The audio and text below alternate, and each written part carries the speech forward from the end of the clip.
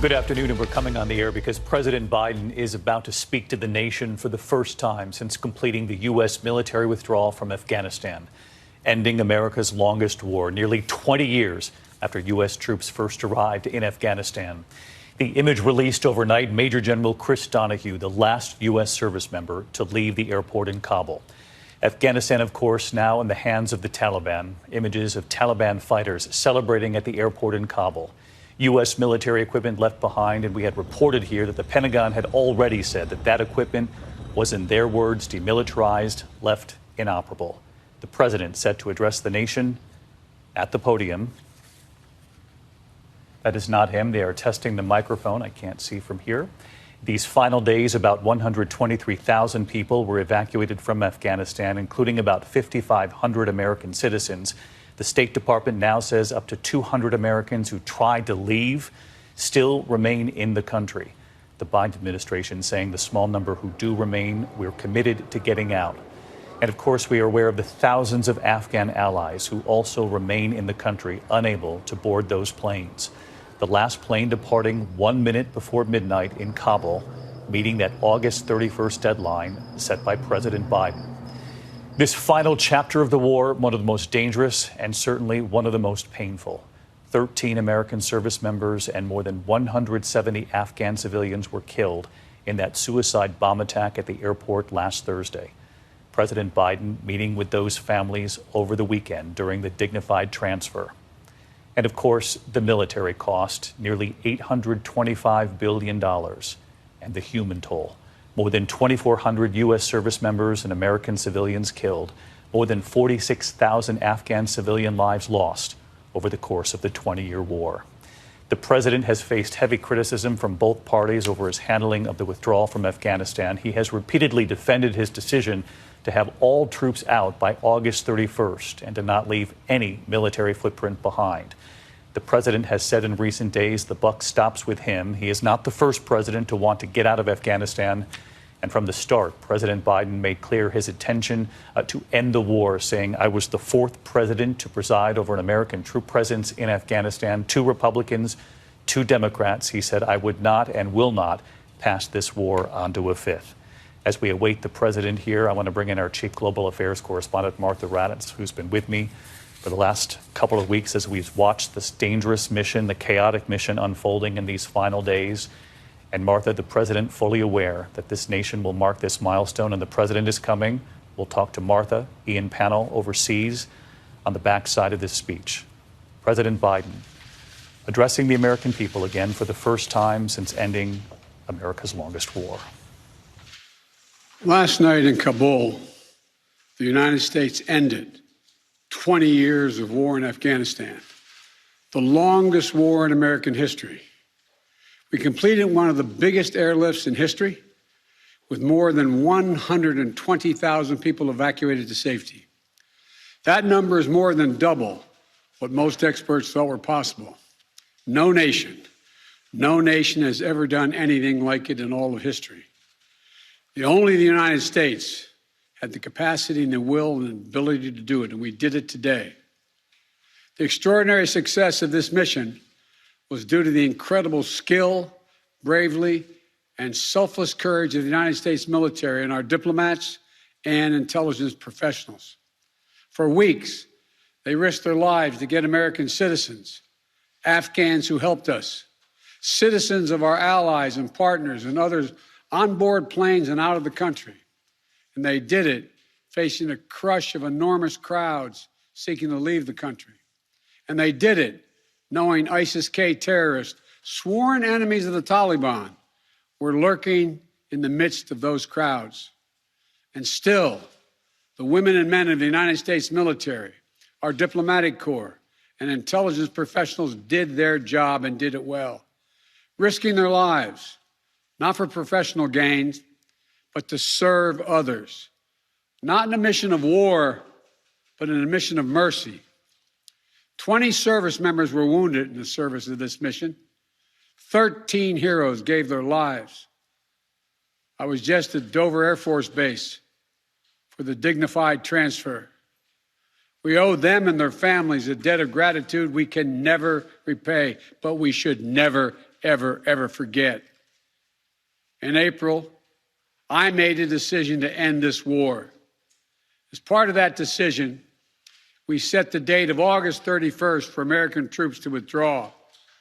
The assumption was that more than 300,000 Afghan national security forces that we had trained over the past 2 decades and equipped would be a strong adversary in their civil wars with the Taliban.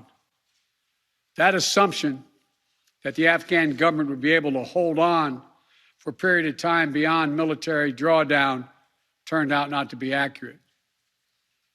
But I still instructed our national security team to prepare for every eventuality, even that one. And that's what we did.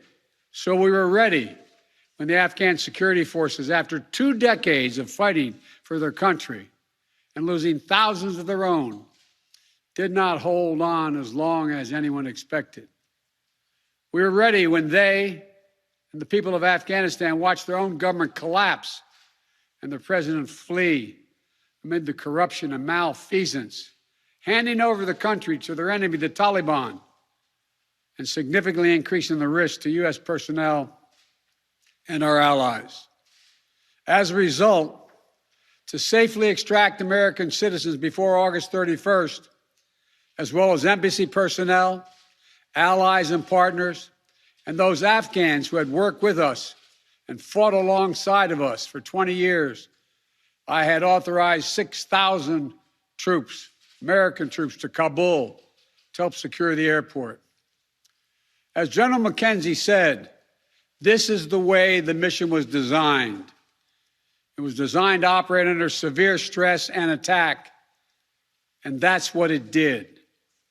Since March, we reached out 19 times to Americans in Afghanistan with multiple warnings and offers to help them leave Afghanistan, all the way back as far as March. After we started the evacuation 17 days ago, we did initial outreach and analysis and identified around 5,000 Americans who had decided earlier to stay in Afghanistan, but now wanted to leave. Our Operation Allied Rescue ended up getting more than 5,500 Americans out. We got out thousands of citizens and diplomats from those countries that went into Afghanistan with us to get bin Laden. We got out locally employed staff in the United States Embassy and their families, totaling roughly 2,500 people. We got thousands of Afghan translators and interpreters and others who supported the United States out as well. Now we believe that about 100 to 200 Americans remain in Afghanistan with some intention to leave. Most of those who remain are dual citizens, longtime residents who had earlier decided to stay because of their family roots in Afghanistan.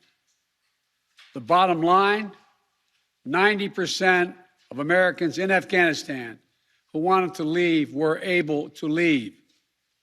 And for those remaining Americans, there is no deadline.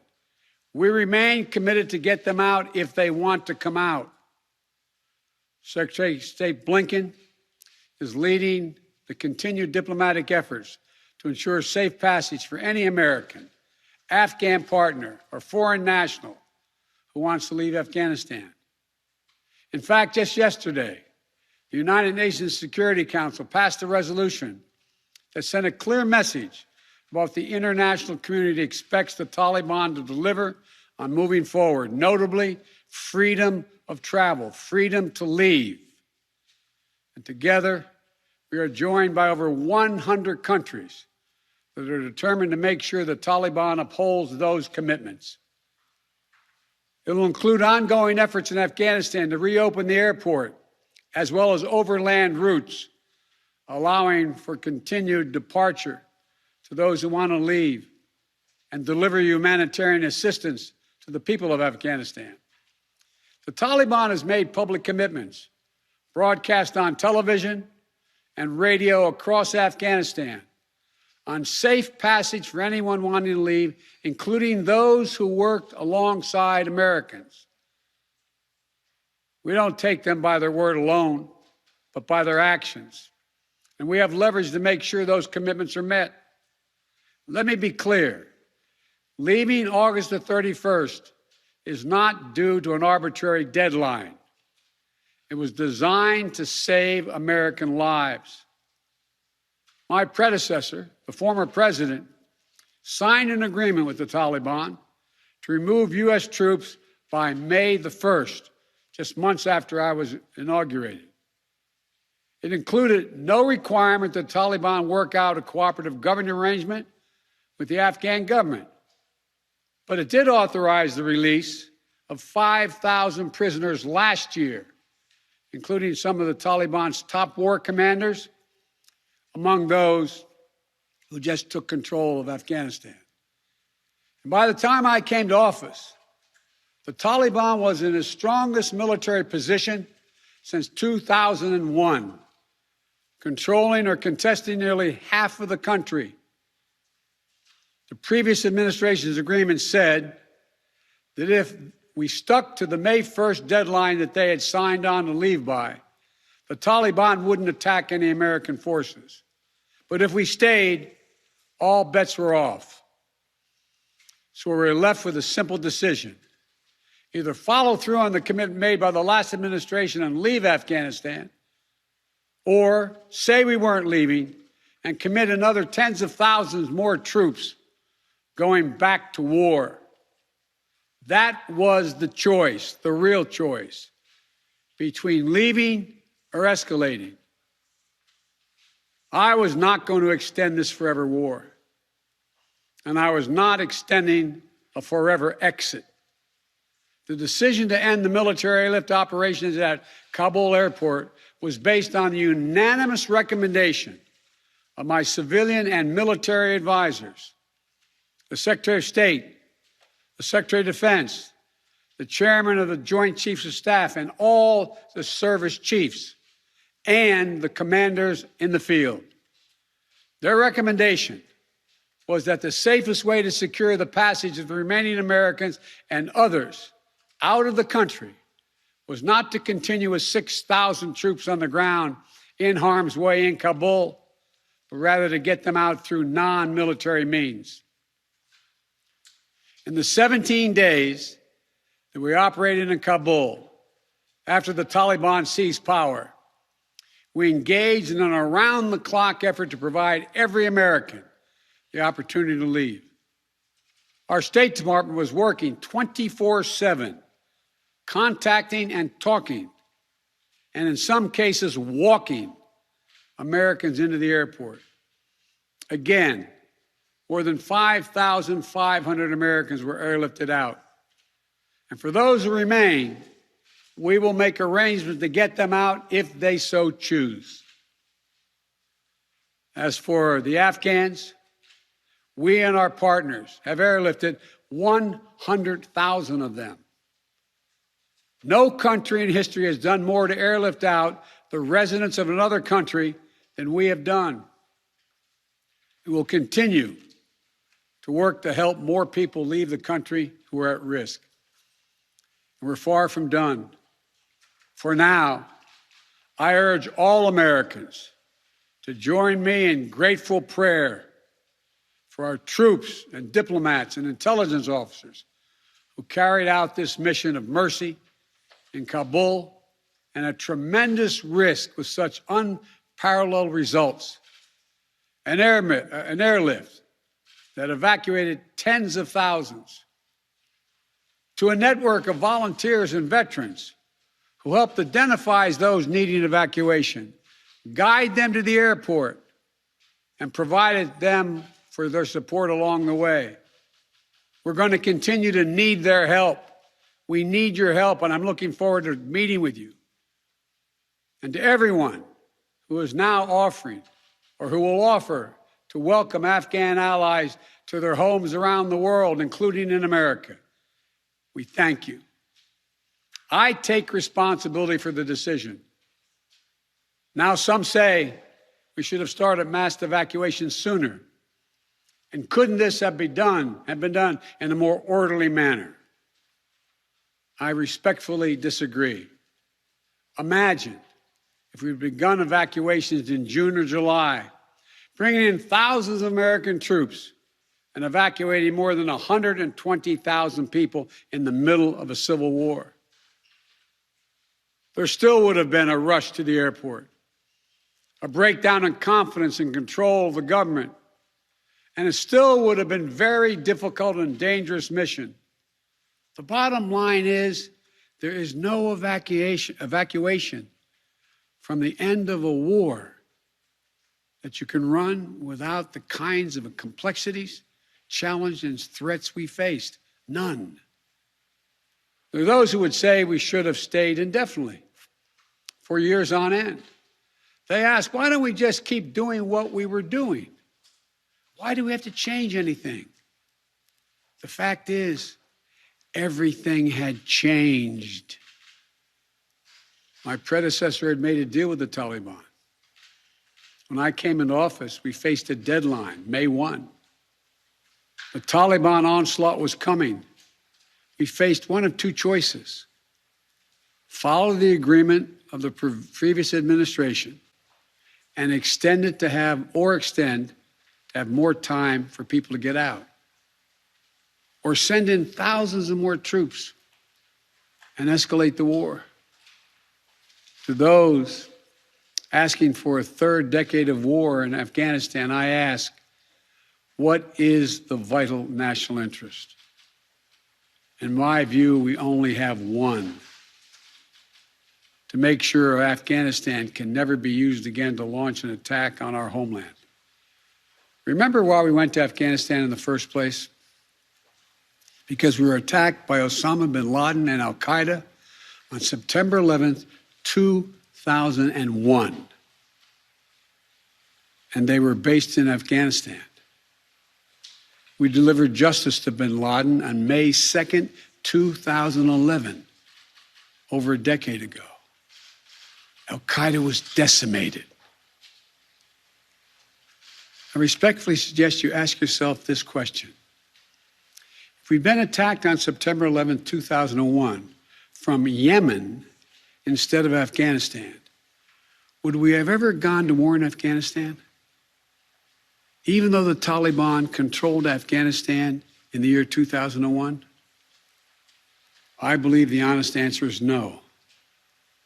That's because we had no vital interest in Afghanistan other than to prevent an attack on America's homeland and our friends. And that's true today. We succeeded in what we set out to do in Afghanistan over a decade ago. Then we stayed for another decade. It was time to end this war. This is a new world. The terror threat has metastasized across the world, well beyond Afghanistan. We face threats from al-Shabaab in Somalia, al-Qaeda affiliates in Syria and the Arabian Peninsula, and ISIS attempting to create a caliphate in Syria and Iraq and establishing affiliates across Africa and Asia. The fundamental obligation of a president, in my opinion, is to defend and protect America. Not against threats of 2001, but against the threats of 2021 and tomorrow. That is the guiding principle behind my decisions about Afghanistan. I simply do not believe that the safety and security of America is enhanced by continuing to deploy thousands of American troops and spending billions of dollars a year in Afghanistan. But I also know that the threat from terrorism continues in its pernicious and evil nature. But it's changed, expanded to other countries. Our strategy has to change too. We will maintain the fight against terrorism in Afghanistan and other countries.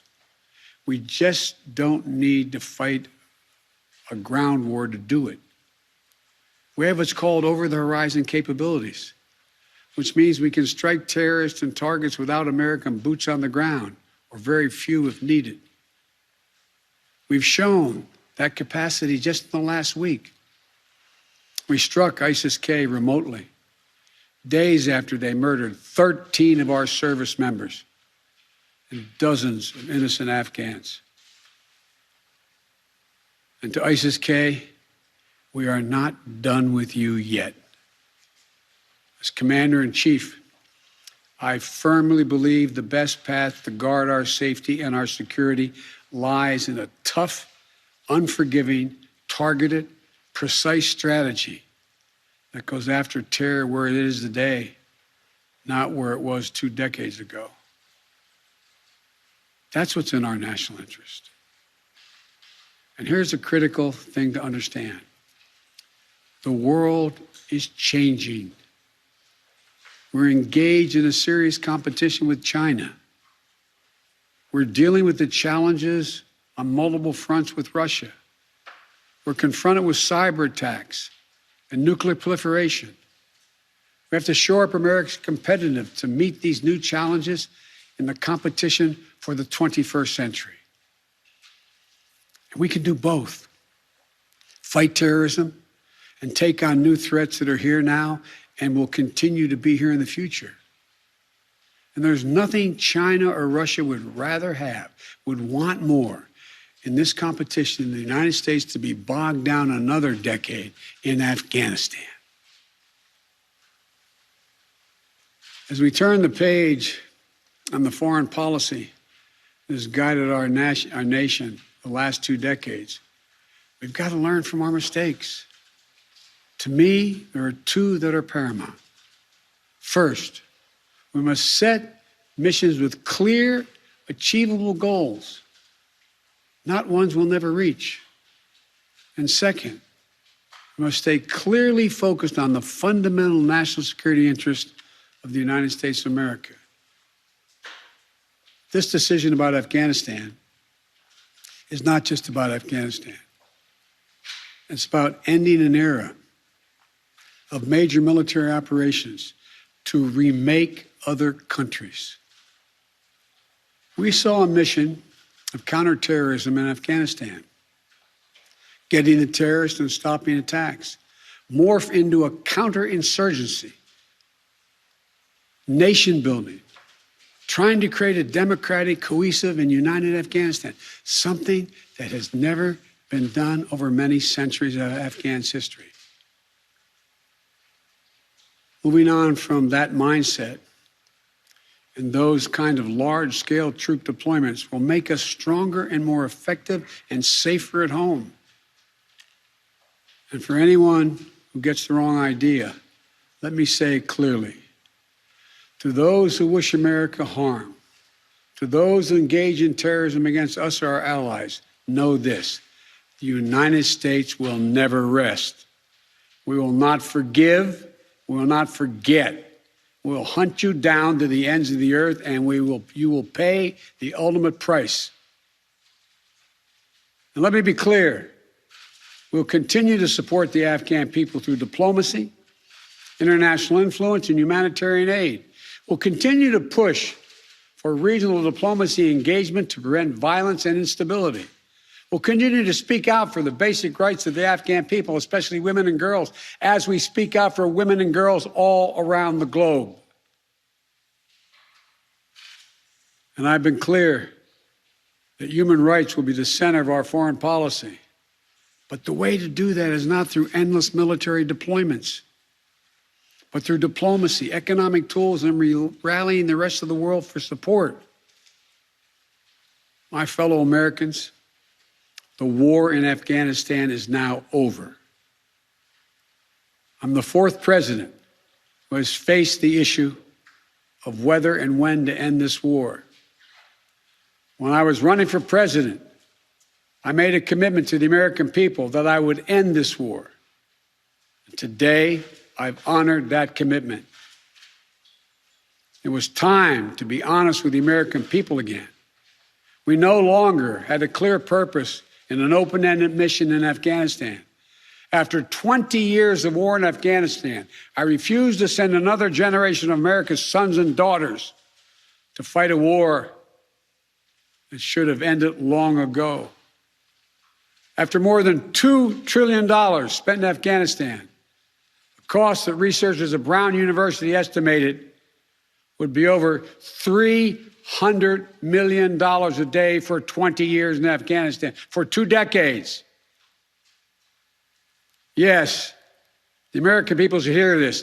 $300 million a day for 2 decades. You take the number of 1 trillion, as many say. That's still $150 million a day for 2 decades. And what have we lost as a consequence in terms of opportunities? I refuse to continue a war that was no longer in the service of the vital national interest of our people. And most of all, after 800,000 Americans serving in Afghanistan, I've traveled that whole country, brave and honorable service.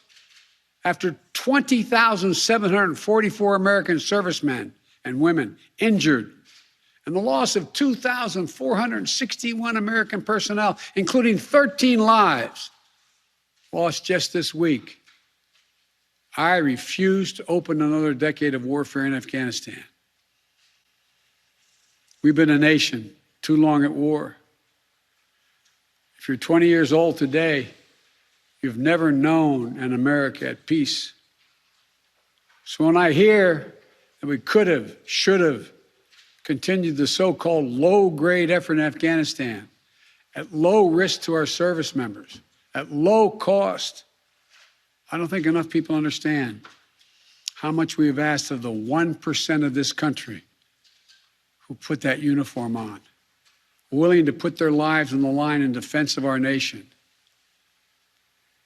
Maybe it's because my deceased son, Bo, served in Iraq for a full year. Before that, well, maybe it's because of what I've seen over the years as senator, vice president, and president traveling these countries. A lot of our veterans and their families have gone through hell. Deployment after deployment, months and years away from their families, missed birthdays, anniversaries, empty chairs at holidays, financial struggles, divorces, loss of limbs, traumatic brain injury, post-traumatic stress. We see it in the struggles many have when they come home. We see it in the strain on their families and caregivers. We see it in the strain on their families when they're not there. We see it in the grief borne by their survivors. The cost of war they will carry with them their whole lives.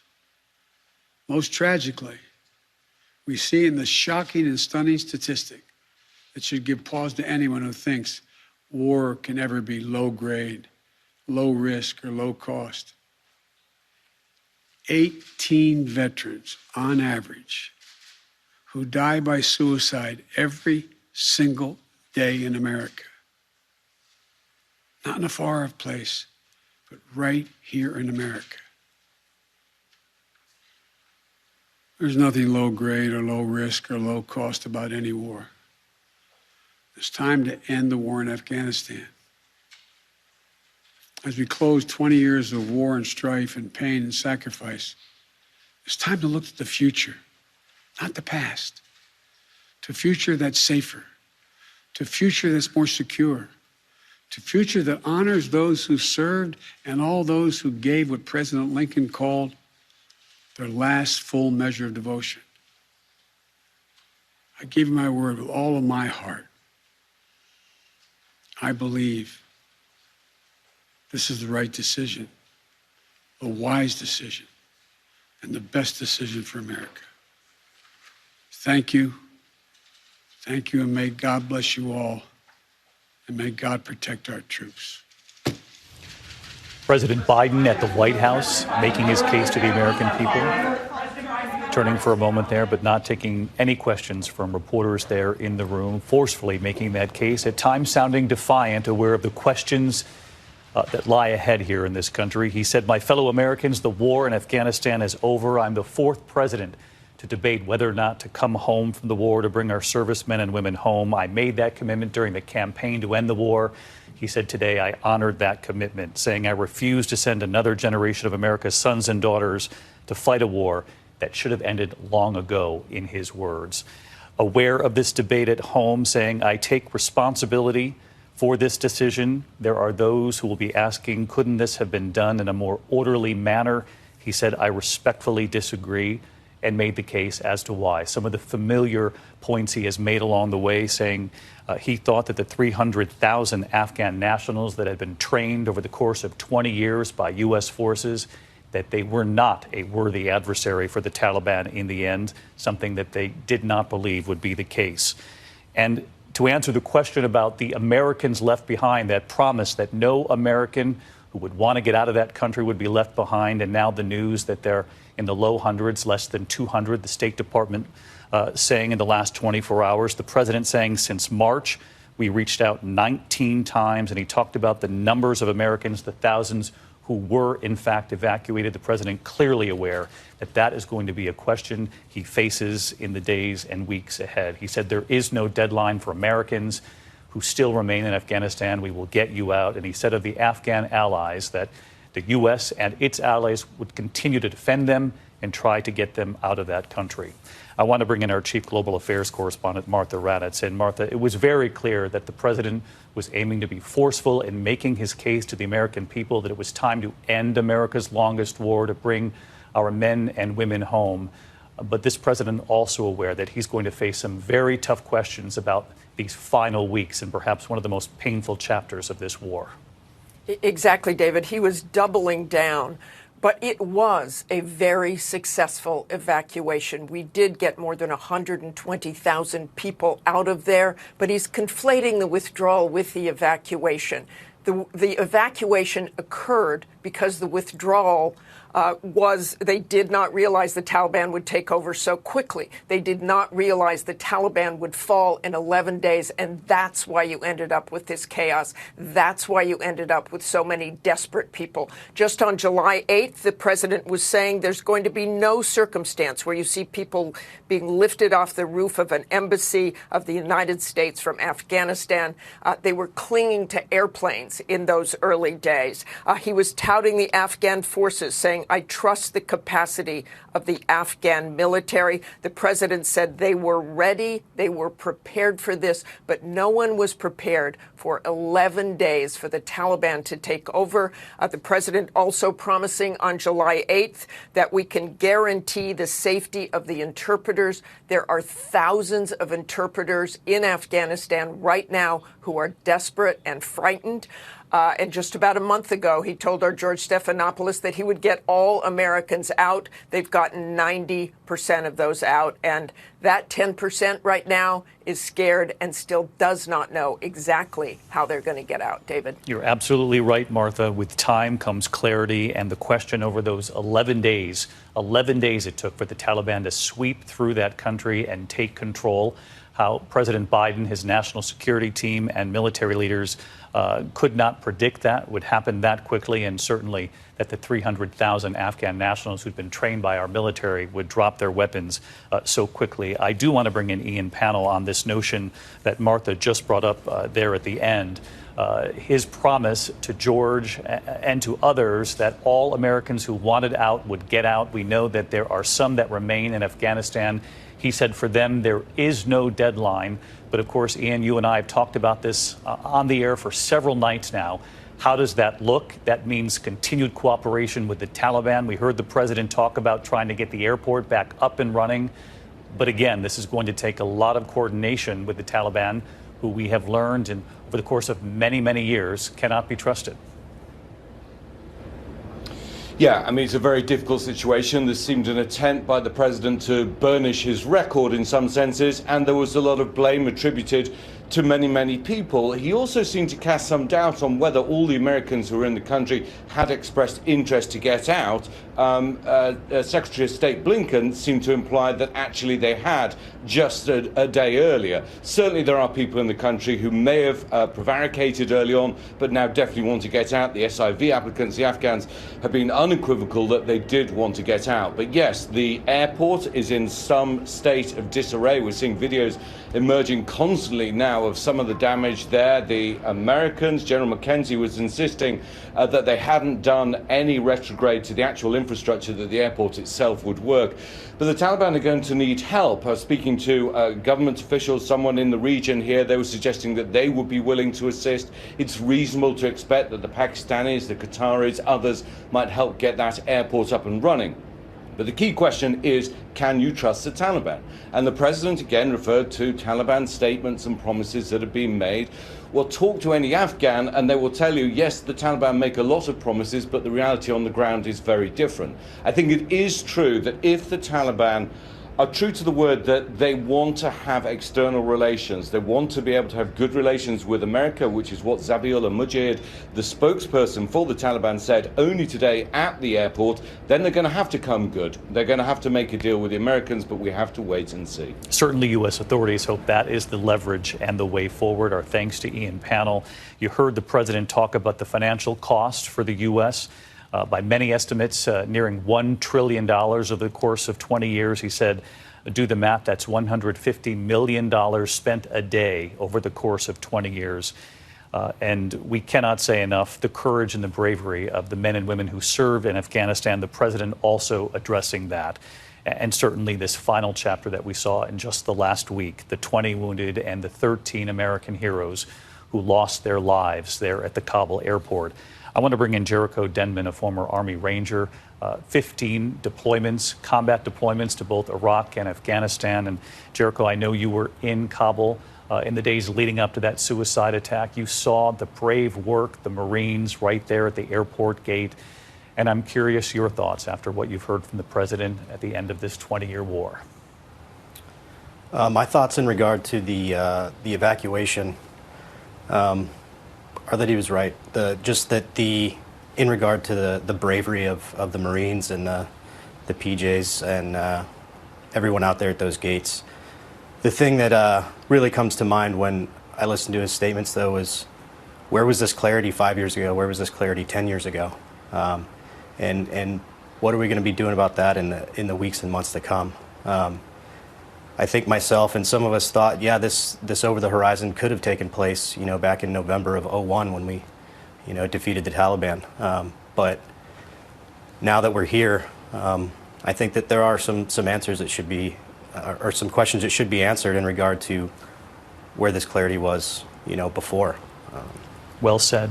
Jericho Denman, a former Army Ranger, talking about the clarity and the questions moving forward, not only for the American people, but in particular for the men and women who served, and Jericho is certainly among them, and for the families who lost loved ones, as we saw in just the last several days. 13 American service members lost. I want to bring in Stephanie Ramos, who was in the room. Stephanie, we have been talking here, the president forcefully again making his case, saying, my fellow Americans, the war is now over. It is a promise I made. It's a promise I have now kept. But this White House is aware of the political debate to come and the fact that there are families in this country who lost loved ones in Afghanistan who will want to know, first of all, was this worth it, and could this have been handled better in the end? Absolutely, David. And this administration is clearly trying to turn the page and move on to the next chapter. But as you said, these families who lost service members, not just over the last couple of weeks, or last week rather, but over the last few years, really have questions for this administration. And we heard the president thanking the U.S. service members and diplomats and everyone involved in this huge logistical airlift, but insisting that regardless of the time, it was time to end this 20-year war, stressing that he was faced with these two decisions. And that's a lot of what we heard the last couple of weeks from this administration. White House officials saying that they were faced with a volatile situation on the ground and that they reacted. And the president, you heard him there just a few moments ago saying this was the right decision to withdraw now. David. Stephanie Ramos at the White House. Again, President Biden, before the American people just moments ago, making the case and once again saying that he is one of 4 American presidents to preside over the war in Afghanistan. 2 Democrats, 2 Republicans, and again saying he made the promise he would bring the war to an end, and he said he honored that commitment today. Our coverage will continue on ABC News Live, abcnews.com. I'll be back with the entire team for a special edition of World News Tonight. I'm David Muir in New York. We'll see you shortly. Good day.